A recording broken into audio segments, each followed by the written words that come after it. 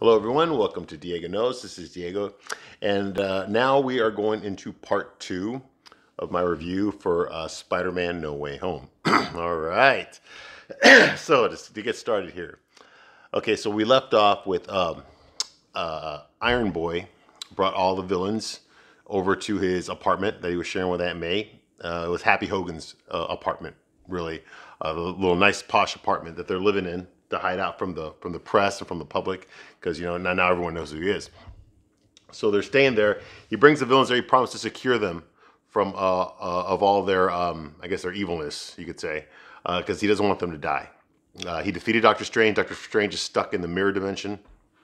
Spider-Man defeated him, and he's got the box. Okay, now inside the box is I guess the dimensional spell is trapped inside this box, and Doctor Strange was going to use the box to send everyone back where they belong, all the villains back where they belong, even though we know that they're going to die when they get back there because all of them were plucked from their realities right before they died fighting Spider-Man. And they know it now. They know that if they go back, they're going to die, so they don't want to go back. Well, Doctor Strange says, this is the way it's got to be. I got to bring him back. Spider-Man decides, no, we're gonna try to save him anyway. They get into a fight. Boom. So that's where that is. They keep the Lizard downstairs. He's in the parking lot. He's in the I guess the shelter van that Aunt May works at. He's in there. He didn't actually go up in the apartment, but the rest of them did. So it was Dr. Octopus. He's still restrained with his arms, but he got cured. Green Goblin goes up there. Electro goes up there. Sandman goes up there. Sandman can't go back to his human form. He's like his semi-human form, so he's still rocky and sandy, and he's leaking sand everywhere. Like when he sits down on the couch, he's got sand all over. He's like, oh, I'm sorry about that. They make a joke out of it. So they're all there just interacting with each other. You can tell there's just a lot of tension. They managed to cure Dr. Octopus. They put the inhibitor chip on him. He becomes nice again. He apologizes for his behavior. He feels a lot better. However, the Green Goblin helps him do that. Green Goblin offers Iron Boy a job. Hey, if you ever want to come over to my dimension, I can give you a job. And so he likes him as far as that goes. Electro's the one I'm worried about because Electro is he enjoys being in this world. He enjoys being in this new universe, and he loves the way the electricity tastes. And he really, really just wants to suck up that electricity. Also, he finds out about Stark's reactor, the circle, the Iron Man circle. Well, Stark's reactor, there's one inside the machine that Iron Boy's using, and he can smell it. And he just wants to absorb it and take all the energy and absorb all the electricity out of it and make himself more powerful. But he knows that he promised that he would give up his powers, before, so that he won't die when he goes back. So he's kind of like reluctantly agreeing to give up his powers. So after they fix Dr. Octopus, Iron Boy makes a device that's going to take away all of Electro's electricity, except for his vital functions, his heartbeat, his mental stimulation, all the kind of stuff that you need, that every human being has electricity inside of him. So, but he's going to take away all the excess electricity. So basically make him a normal human again. And Electro's not really happy at the prospect of that. He's really just like, oh, I don't want to, he's reluctantly accepting it. Sandman is like, we got to do this. I got to get my daughter. Like I just got to, we got to do what he says so I can get my daughter back. That's all he cares about. And like I said, the Lizard's downstairs. Yeah, he's in the van, hiding. And that's when J. Jonah Jameson shows up. The bald J. Jonah Jameson. He shows up there. He knows that Spider-Man's in there. He knows that Tom Holland's in there. Iron Boy's in there. And they're trying to get some evidence, some footage of him doing something wrong so they could use it for his podcast. He wants to broadcast that, that Iron Boy is a bad Spider-Man, whatever. Okay, and the Lizard's actually the first one that calls it out. He realizes something bad's about to happen. He's like, hey, hey, hey, hey, hey. Like this truce isn't going to last. And sure enough, what happens is while they're all discussing what they're going to do, Iron Boy's spider sense, his tingle, goes off, and he realizes there's danger in the apartment. He doesn't know where it's coming from, and then all of a sudden he catches it. It's the Green Goblin. Norman Osborn was faking it. He's actually evil again, and he was about to do something. He was about to kill somebody, but Spider-Man webbed it. So he's like, very good there, boy. oh my, William Dafoe already looks like the Green Goblin. He doesn't need a fucking mask, okay? He looks like the Green Goblin, all right? You put some green paint on him, dude. He's a fucking Green Goblin. You don't need a fucking mask, all right? He looks like the Green Goblin. So anyways, he's there. He's like, we're gods. We don't give up our power. He's basically, we don't ask for permission, we take, yeah, And of course he's looking at Electro when he says that, and Electro's, his device that they gave him is about to suck away all of his electricity. He's like, and he's like, fuck it. He rips it off and he grabs the arc reactor, one of Iron Man's arc reactors, grabs it and starts absorbing that. Green Goblin starts fighting Iron Boy. The Lizard pops out of the van and starts attacking the people downstairs, and he's crawling up. The first thing that Electro takes out is Dr. Octopus. Dr. Octopus is like, no, stop it. Don't do this. And Electro's like, I left you better before. Bam! So Dr. Octopus is out. He gets knocked out of the building. He survives because of his arms, but he gets knocked out of the building, and we'll see him again for a while. But the big fight here is actually is the Green Goblin versus Iron Boy. I mean, they're going at it. There's times, because Green Goblin's got super strength, so he can take Spider-Man's punches. So they're going at it back and forth. Boom. Green Goblin throws him out. Lizard catches him in the building, throws him back inside. I told you there'd be consequences. So they're going at it, boom, boom, boom, boom, fighting each other, going through the roof, going through the floor. Boom, they make it all the way down to the bottom lobby. Aunt May shows up because Iron Boy's getting his ass kicked, basically. He's getting his ass kicked. Aunt May shows up. She picks up like a wrench or so, or a pipe or something. And she, while William Dafoe Green Goblin's on top of Iron Boy, hitting him, Aunt May grabs the cure. They made a cure for Green Goblin, and she stabs him with it, but it doesn't work. It doesn't work. So Goblin calls his glider, his remote control glider, and yeah, it happens. He shoots it. He hits Aunt May with it.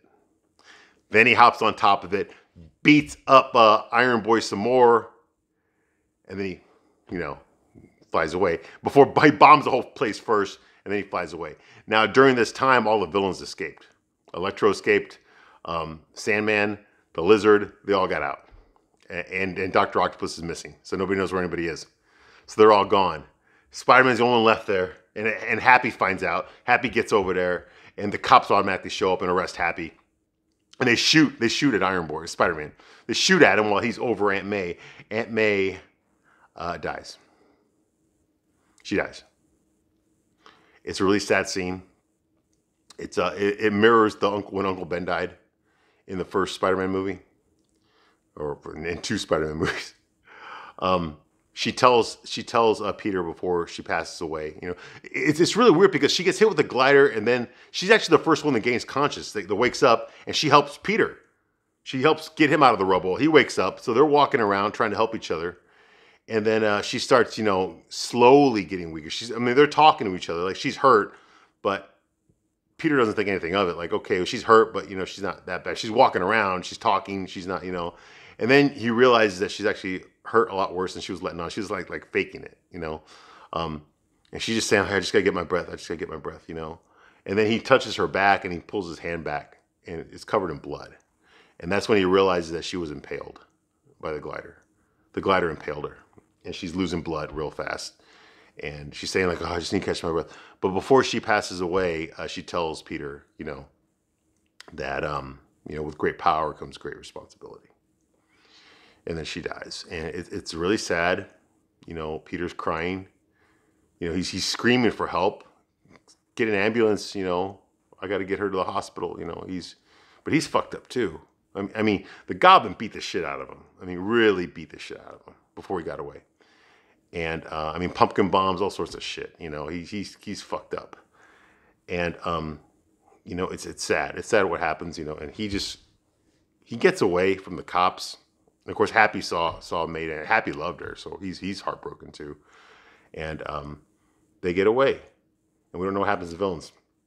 Nobody knows where he is. He's not answering his cell phone. He does see there's this big a television billboard where J. Jonah Jameson was there. He saw the whole thing. He saw the whole fight, and he makes a broadcast, about how Spider-Man is a menace and how everything Spider-Man touches turns to death. and how he's not a good person, and Peter, poor Peter's just watching this, like he doesn't feel bad enough as it is. He just lost his aunt. He just lost the woman that raised him. He already feels like shit. He tried to help these bad guys, and look what happened. The Goblin fucking killed her. And then the other villains got away. So he didn't really do anything. Now here's the thing. Peter had an ace in the whole time. The box that Doctor Strange was going to use to send all the villains back to their realities and where they would die. Peter took the box. He's in possession of it. He gave it to MJ. He says, if anything happens, you hit that button on there and just kill them all. That will kill the villains immediately. He says, if something happens to me, I'll text you. Just hit the button and kill all of them. So Spider-Man, Iron Boy's basically got a death switch. At any time, he can kill all the villains. He can kill them all at any time he wants. But he chooses not to. He decides to help them instead, to cure them. But he could have killed them at any time, but he didn't. And now he's feeling like, I should have just killed him. I should not have let, especially the Green Goblin, should not have let him live. Look what he did to my aunt. Look what he did to my poor Aunt May. He doesn't call her Aunt May. He calls her May. I guess he's more mature now. But it's really sad. It bothered me. I think Tom Holland really sold the emotion well. He was really fucked up over losing her. Really bad. So that happens. So we go back to MJ, Michelle Jones, Watson, and Ned Leeds. Okay, and they're there. Ned Leeds is playing with Doctor Strange's little ring, the two-fingered ring that he wears to open the portals. And apparently Ned Leeds has magical powers. He can just open portals by accident. So he opens a portal, and they say like, okay, so what do we do? Because MJ wants to just kill all the villains. Like, okay, look what they did to Peter. They killed his aunt. I'm just going to kill them all right now. And Ned Leeds like, no. Let's find Peter. He's like, he learns that he can open up portals like Doctor Strange. He's like, I'll just use my magic that I have now, convenient plot convenience that I have now to open up portals, and we'll just bring Peter Parker here. So they open a spell, and sure enough, there's Spider-Man, and they're like, hey, Peter, come over here. Well, guess what? That Spider-Man shows up, but it is not Tom Holland. It is actually the Amazing Spider-Man. Okay, it is Andrew Garfield Spider-Man. He shows up in his Spider-Man outfit, the same one he wore in Amazing Spider-Man 2. Remember when he fought the Rhino with it? Okay, he shows up, pulls off his mask, and they're like, "You're not Peter Parker." He's like, "Yeah, I'm Peter Parker." It's who's this other Peter Parker? And okay, they want proof. And MJ gets in some stupid karate stance, like, "Prove to me who you are before I," like, come on. That was just dumb. It was just a joke. They made jokes about it. There's this big running joke between Ned Leeds, I guess he lives with his grandma, and she only speaks, I guess, Laotian or something, or Samoan. But it turns out later she speaks English too, but she just talks Samoan. No subtitles, so Ned Leeds has to translate everything she says. So we have to sit there while she talks.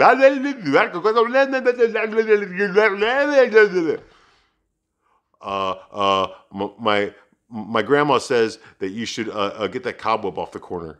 Just like we have to go through that for like a good 10 minutes, which really just kill. I know they were trying to make a joke out of it, trying to make it funny. But anyways, Andrew Garfield, I like him. I like him as Spider-Man. I did. I liked him more as Spider-Man than I did as Peter Parker. Like I say, he was too cool for school as Peter Parker. He didn't seem like a nerd. He seemed like a cool kid. But as his Spider-Man killed it, he had better jokes than Tobey Maguire. He was slimmer than Tobey Maguire, so he looked good in the suit. I think he did a good job, with the banter. And the Amazing Spider-Man 2, his costume there, that's straight up Mark Bagley Spider-Man. Big eyes, slim body, they did a really good job with that. And that's the Spider-Man that we get here. So we get Andrew Garfield. Awesome. He's proven he's Spider-Man. He's climbing on the ceiling, and he agrees to help, to tell them, okay, well, let's find him then. So he's like, okay, well, this isn't the Peter Parker that we want, so let's try again. And boom, we go, let's find Peter Parker. So you got another spell, and this time, guess who do they pull in? Yes, they pulled in my boy. They pulled in my Spider-Man. He shows up, none other than Tobey Maguire. That's right, the OG Spider-Man. Yes, he shows up. He's in his civilian clothes. He's got a jacket on and his jeans, but in t-shirt on. He's like, he comes in there like, what? Now, Andrew Garfield, when he got pulled in, he was in his Spider-Man outfit. Tobey Maguire gets pulled in, he's in his regular clothes. He's like, what? They're like, "Are you Peter Parker?" He's like, "Yes, I am." He's like, "Well, where's your Spider-Man?" He's like, "Well, I don't go around wearing a Spider-Man costume. It kind of defeats the purpose of having a secret identity, And the cool thing is that Tobey Maguire and Andrew Garfield look at each other, like he's like, "That's what I said," and they go like. They're kind of like sensing each other out, and they both shoot webs at each other, and they both cartwheel over it. Boom. And then but Toby's a little bit faster. He's a little bit older, and he's a little bit more experienced. So he manages to get Andrew Garfield's Spider-Man right on his web shooter. Boom. So they realize, okay, you're the real deal, and he's actually ahead of them. He's actually like, I've been looking for your Peter Parker. I have this sense that he's in trouble. I'm trying to find him to try to help him. Which is kind of cool because, Toby is the oldest one there. He's my age. So he's the oldest one out of the three. So it makes sense that he would take more of a mentor role. Like he's got these two other Spider-Men that he needs to kind of mentor them on how to be a real good Spider-Man. So I started seeing where they were going with. Okay, so there is a reason for Tobey Maguire to be here. And we find there's a reason for Andrew Garfield to be here too, but I'll get to that later. Okay, so there's going on. So they start talking to each other and they start comparing the similarities, and Toby says, like, I think that the first thing we need to do to find this Peter Parker is there a place where he would go just to sit and think? And Toby says, for me, it was the Chrysler Building. And Andrew Garfield is like, well, for me, it was the Empire State Building, So like, okay, well, where would he go? And MJ's like, I know exactly where he go. It's the roof of their high school. So they go over there, and when Tom Holland Iron Boy sees Ned and MJ, he just breaks down. He was like in thought before. When he sees them, he's just like, it's really, so much. And they're hugging, and they're both hugging him, and he's just broken up. He's just torn up. I don't think he can do anything anymore. Like he can't fight crime. He can't fight any bad guys. He's fucking done. I was in the Marines. And, there's a point in combat where you're just done. You've reached your limit. You can't take anymore. You can't do anymore. Some people, they go into this place where reality just doesn't exist. They act like they're back home. Like their house is right around the corner. Instead of like, we're in a fucking battlefield. There's a limit to how much we can take. Psychologically, there's a limit. Everyone's got the limit to what they can take psychologically, emotionally, physically. All these things have limits, and it's different for everyone. Tom Holland's Iron Boy, he reached his. He couldn't take anymore. He's just done. He's done with being a hero. He's done with being Peter. He's done with all of it. And you can tell and Tom Holland really sold it in his performance. He did really well with that. And then, of course, the Spider-Men show up. And the first thing he tells them is like, hey, I don't want you guys here. I'm sorry I brought you in here. Everything I did was a fuck up. I messed up everything. I made all the wrong decisions. Now my aunt's dead and everything's my fault. And I'm sorry I involved you, but I'm going to send you all back home. You guys, I'm going to send you all back right now. I don't want you guys here. But I don't want to take responsibility anymore for any more of this shit. And they start talking to him, you have no idea what I'm going through.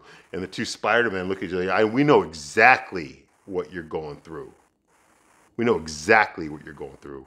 And Toby says, I lost my Uncle Ben, and that was my fault.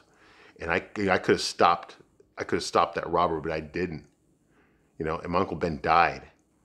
And that day, I wanted, the guy that I thought did it, I wanted him to die, and I got what I wanted. But it didn't make me feel better. It didn't make me feel better at all. It left me alone. It left me angry. An anger that I suppressed for so long. That I just made things worse. And we know we talk about Venom, And then Andrew Garfield, it's like, no, I lost Gwen. I lost the love of my life. I tried to save her and I failed and she died. And I'm never, ever going to forgive myself for that. And I have flashbacks of Amazing Spider-Man 2 when Gwen, that was probably the best part of the movie was when Gwen died. Because I couldn't believe they actually went there. They killed the love interest. And I remember the way Andrew Garfield sold that performance, just like it moved me so much because I read that in the comics. I remember when Spider-Man lost Gwen, and they teased it in the original Spider-Man movie with Tobey Maguire when they dropped MJ, but he saved her, so she didn't die. But in Amazing Spider-Man 2, she dies. He's got to play that, you know. And then he brings that up again, like, you know, like I never forgave myself for that. And I became, basically says, like, I became an asshole after that. I did. And I don't want you to end up to be like me, you know. There's all sorts of different levels going on here, you know. For me personally, like I said, Spider-Man has been my favorite character. But in a strange way, I watched this scene here and I started getting emotional. I got emotional because I remembered who I was in 2002. The person that I was in 2002. I was a younger person. A little bit more naive than I am now. And then I remember the person I was in 2012 with Andrew Garfield's Spider-Man. And now I know the person I am now.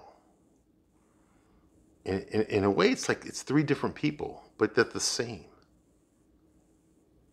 And I think when I was younger, I was a little bit more optimistic, a little less cynical. I'm not saying that I'm not some depressed person or anything like that. I'm not some angry, you know, at the world type person. I'm not, you know. But I'm definitely, I've experienced more life now since then. And I got the sense that I understood, like Tobey Maguire, that was my Spider-Man. So he was more cynical. He was trying to be optimistic, but I don't think he was succeeding very well.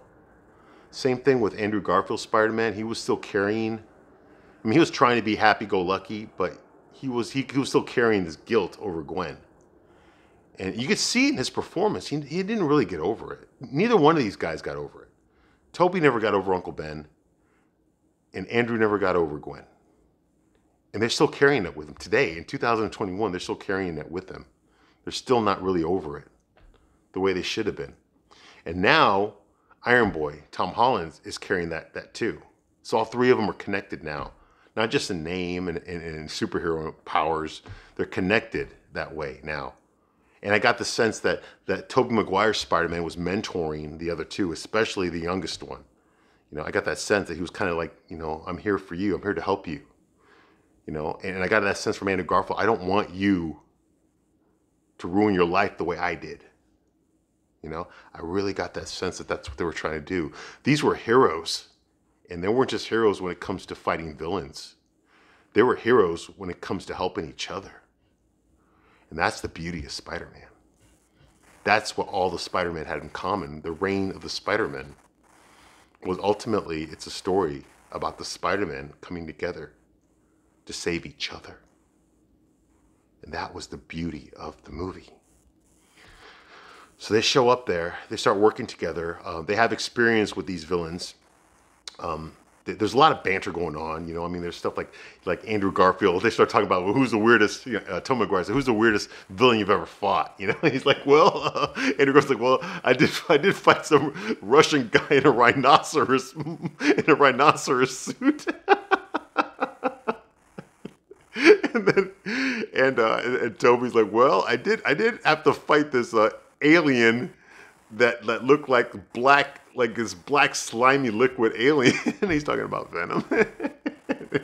And Tom Holland's like, well, I fought Alien too, but I fought him in space. And he had purple skin. Thanos are like, what? You've been to space? You fought it? He's like, well, yeah, I did. You know, so. And then Andrew Garfield's like, oh, well, I'm lame. And all I did was fight a Russian guy in a rhinoceros machine. And Toby's, hey, don't beat yourself up. Don't call yourself lame. You're amazing. Hey, you are amazing. He's like, oh, thanks, man. I need to hear that. No, I mean it. You say it. Say it. I'm amazing. Because you are amazing. They're just pep talking each other. It's unbelievable. Okay, so they're doing all that, which is awesome. They all take turns finding a cure for these villains.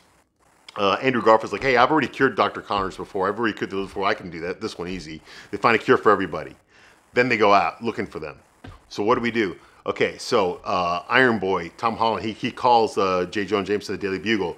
He goes live and does a FaceTime live and says like, hey, listen, you know, I'm here. I'm at the Statue of Liberty. And I just want to say, all you villains that are out there, I could have killed you at any moment. I got the box right here. I could have killed you at any moment, but I didn't because I believed I could give you all a second chance. Okay? And I still am trying to give you a second chance. So, you know, so If you don't want me to kill you, you better get over here right now and meet me at the Statue of Liberty. So they all sort. So the call's out, and they're waiting. They've got it all set up. So there's a lot of talk amongst each other, and a lot of building each other up. I mean, they really are. They're really helping each other out. The Spider-Men are helping each other, you know, gain some confidence so they can do this stuff. They even talk a little bit about their love lives, you know. Andrew Garfield's like, I don't have time to do Peter Parker stuff, you know, and Tobey Maguire's like, I was with MJ for a while, but now you get a sense that him and MJ aren't together anymore, but he's trying to get her back, very, very into the Spider-Verse type shit. And we already know where Tom Iron Boy is with Zendaya, with Michelle, MJ, whatever. So that's going on. So finally, the first one to appear is, I think it's, who is the first one? I think the first one that appears is Electro, or was Sandman. I don't remember. I think it might have been Sandman. Whatever. So Sandman shows up, and then right after that, the Lizard shows up. Electro shows up, and Electro's just jacked. He's been absorbing the what do you call it? The Iron Man, the arc reactor that Iron Man built. He's been absorbing the hell out of that thing. So he's all fully charged up, and he's comic book accurate Electro. Except, well, Electro was a white guy in the comic book, but other than that, Jamie Foxx got it. He's there, hovering in the air. I mean, Electro alone is a Class A villain, okay? I mean, they got to deal with Electro. Sandman wants the box. Electro wants the box. Lizard wants the box. So they're all there, okay? And they start attacking. And what you saw in the trailer, okay, when you saw that one Spider-Man fight Sandman, Electro, and the Lizard at the same time, that wasn't it. What you really saw was the 3 Spider-Men fighting Sandman, Electro, and the Lizard all at once. Unbelievable. So they're fighting. Each one is taking turns fighting. Of course, the ones that recognize each other, they call that out. Like, hey, did you miss me? Andrew Garfield's telling Electro, hey, did you miss me? Oh, my Spider-Man's back. So it's like, it's going back and forth, and they're getting their ass kicked. They're not winning this fight. So finally they group back together, and they're like, okay, this isn't working. Okay, we got to work like a team. And Toby and Andrew are like, oh, we never worked with a team before.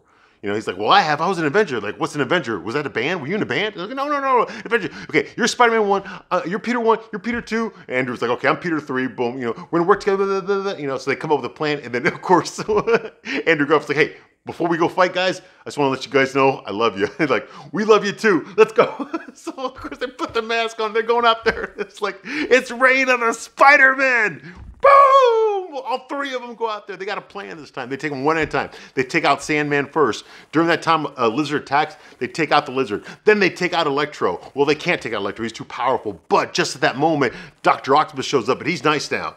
Okay, so he pretends to be evil. Okay, so Electro lets his guard down, but then he pulls the arc reactor out of Electro and hits him with the cure instead. So Electro loses.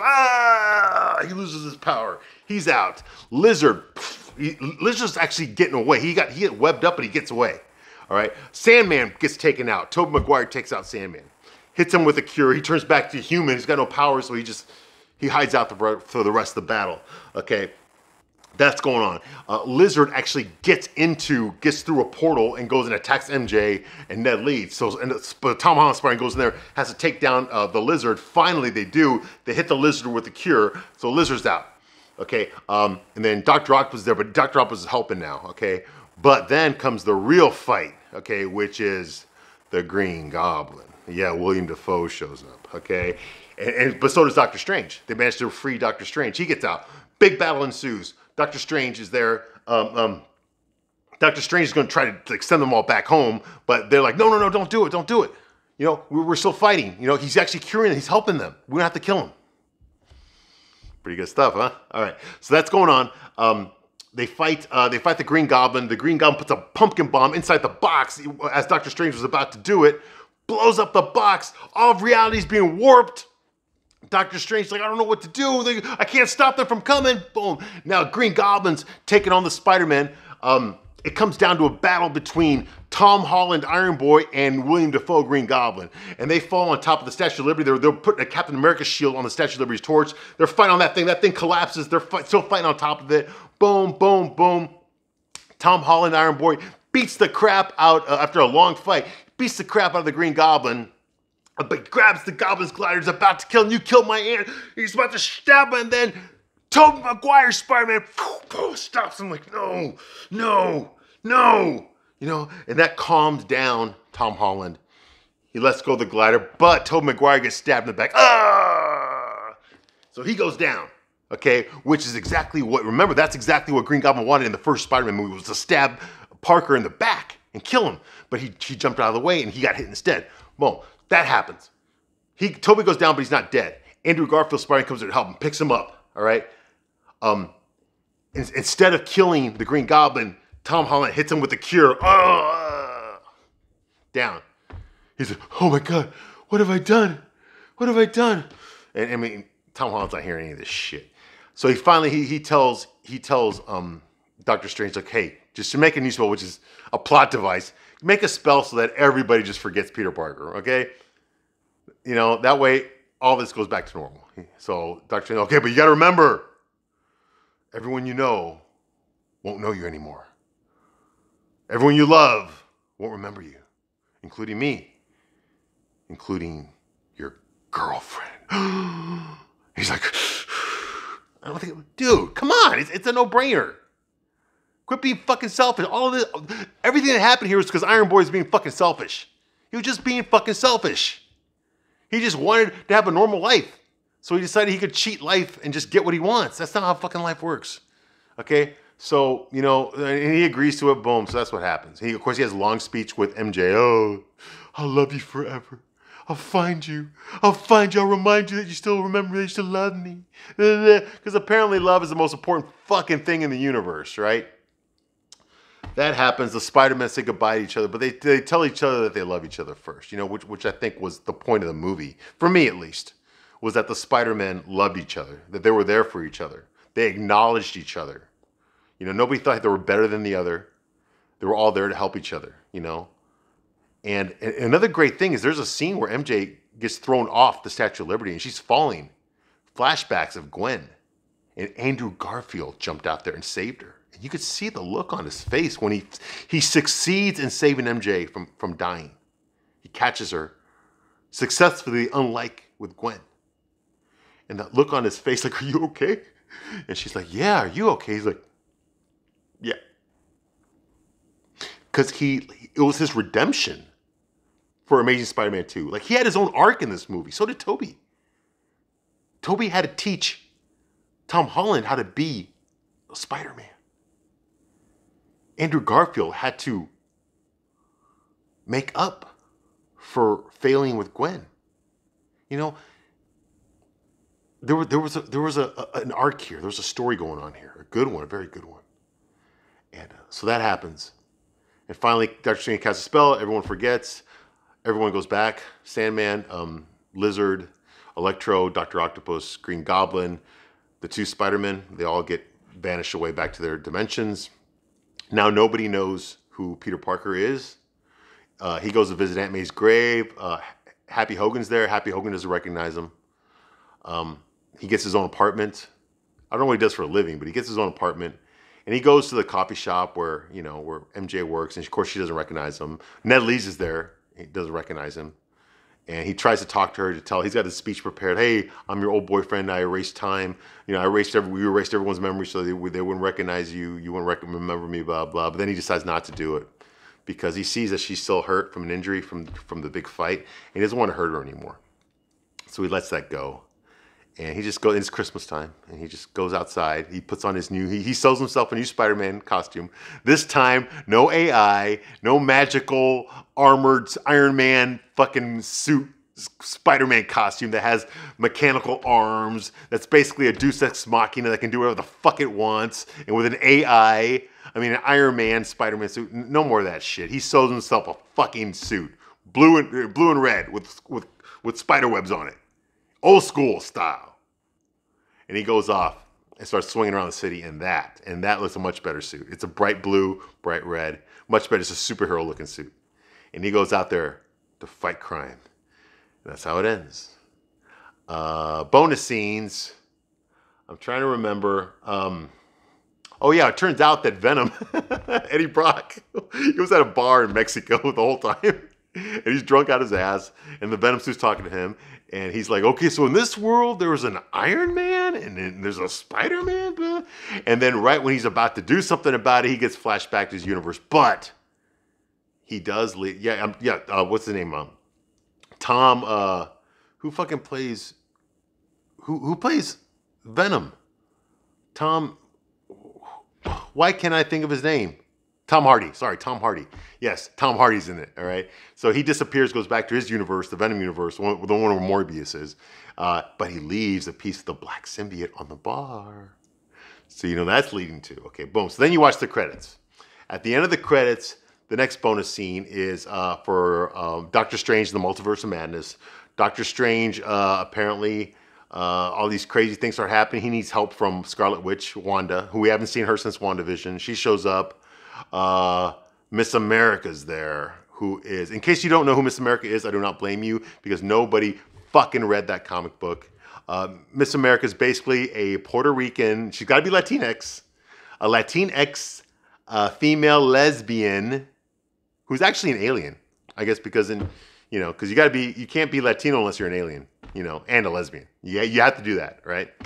And she's obviously in this thing, which is I'm telling you right now, it's gonna tank the movie. Nobody wants to see that bitch.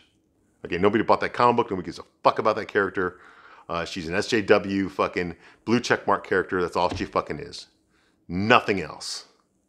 But anyway, and Wanda's in it. And it turns out the bad guy is going to be the evil Doctor Strange, who is the evil Doctor Strange we saw in What If, that cartoon What If on Disney+. Yeah, that's the bad guy for Doctor Strange and the Multiverse of Madness. And we saw that. Okay, so in conclusion, seeing Tobey Maguire again, seeing Andrew Garfield again, seeing them pair off against each other. This wasn't the best Spider-Man movie, but it's my favorite one. It's the best one that I've ever seen. Because it starts off, the first half of it is kind of clunky and just like, okay, there. The best part about it is the Sinister Six showing up again, or the Sinister Five, whatever. I call it the Sinister Six, all right? You got all these fucking villains there. I'm going to call it the Sinister Six, okay? They did that so well. But when the movie really picks up is when the Spider-Man show up, when it's the reign of the Spider-Man. That's when it gets really good, because that's when my Spider-Man shows up. And he did not disappoint. They showed him with complete respect. They showed Andrew Garfield with complete respect. And to see them pairing off against Iron Boy, against this new Spider-Man, the way the three of them worked together, the way they communicated with each other, the way they were with each other. Like, they were there for each other. He's like, yeah, you know what, Spider-Man, Spider-Man, the superhero, is there to help people, to save people, to fight the bad guys. But the Peter Parkers are there for each other. They're there to save each other. You see? They're their own superheroes. They're the superheroes for their own personal lives. Tobey Maguire is the hero for Tom Holland. He's his hero. Andrew Garfield's the hero for Tobey Maguire. That's his hero. They're heroes to each other. And the chemistry together is incredible. And the fact that you can see it when they hug each other. The three Spider-Men hugging each other. They love each other. They're there for each other. All the other movies, they all meant something. They all were building up to this. It's all connected. This is the Infinity War of the Spider-Man universe. Spider-Man is such a popular character. He gets his own fucking Infinity War. On top of being with the other Infinity War, okay? The actual Infinity War. There's a reason Spider-Man in the 90s and the 80s, Spider-Man had like 4 or 5 different Spider-Man comic books that came out every fucking month. No other superhero had that. Batman didn't even have that. That's how popular he was. You could read a new Spider-Man comic book every week. Okay? For those of you who don't know, a comic book, a superhero comic book typically is 1 issue every month. Spider-Man had like 4 or 5 every month. Okay? And then the reprints on top of that. So he had more than that. All right? And that's a testament to the popularity of Spider-Man, how much he transcends everything, I absolutely love this movie.